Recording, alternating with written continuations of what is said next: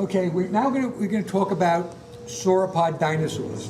And what we have as our example is an animal called Mamenchisaurus, which is this one over here. 60 feet long, would have weighed 13 tons. This is not a full grown, and it is a smaller than average. This animal that we have is the largest that'll fit in this gallery, 60 feet long. That would have been about an 18-year-old female.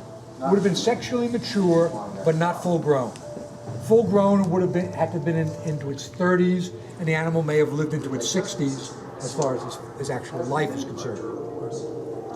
So big, but nowhere near the biggest. Some of the bigger ones are shown on this back wall. And sauropods, well, all were big animals. Some were bigger than others. This one that's over here is the Apatosaurus, that if you went into our Saurikian hall next door, there was a large mounted fossilized skeleton of an Apatosaurus, 86 feet long. That's this animal over here. This one that you can just see the tail over here and the front legs way over here is the Argentinosaurus that we saw on the way in. That animal's belly would have been up here someplace, which is the key to why do these animals want to be, is it good to be this size? Real simple reason. When you're this size, nothing eats you. You have no predators once you get to be that size.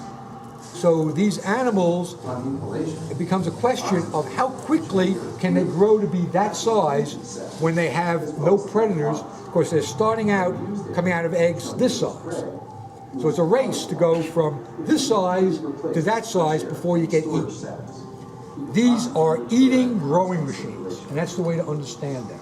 Everything about them is to eat a lot, to grow fast, so that you can grow before you get eaten by something nasty. An elephant weighs 4 or 5 tons, as I mentioned, versus animals that weigh 30 tons. An elephant eats 18 hours a day.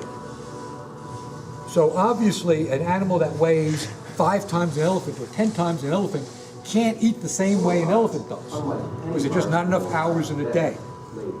And that's one of the keys of how these animals evolve to get to be this big, is they eat in a different way. They don't listen to your parents, which said, chew your food. These animals don't have time to chew their food.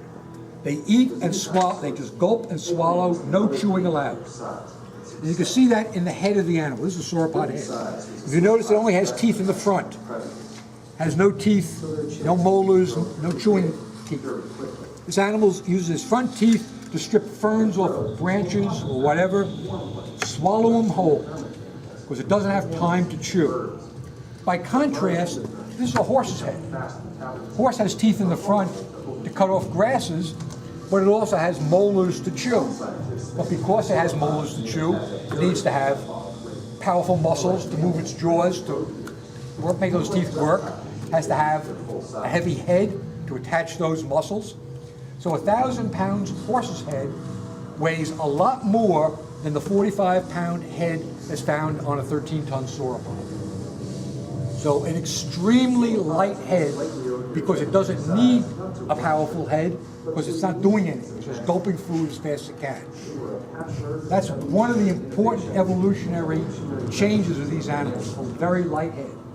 The other important change is a very long neck. The advantage of a very long neck is you don't have to walk to eat. You can stand in one place and reach a lot. The example the scientists use is illustrated over here. If you had a plot of land that was 1 hectare, for the Americans in the group, that's 2.5 acres. And if an animal wanted to eat all the vegetation in that area, in that 2.5 acres, if it was a horse or a deer or a cow that has a small neck, it only eats the food that's below it or directly in front of it. If it wants to eat something else, it has to take a step over and then eat again. So a horse or a cow would have to take 5,000 steps to eat all the food in that 2.5 acres. A sauropod takes 100 steps. It just stands in one place and just reaches everything, up, down, around. So it's 50 times more efficient than a cow or a horse in the amount of mouthfuls of food it can get per step. It doesn't have to walk, it just stands in one place.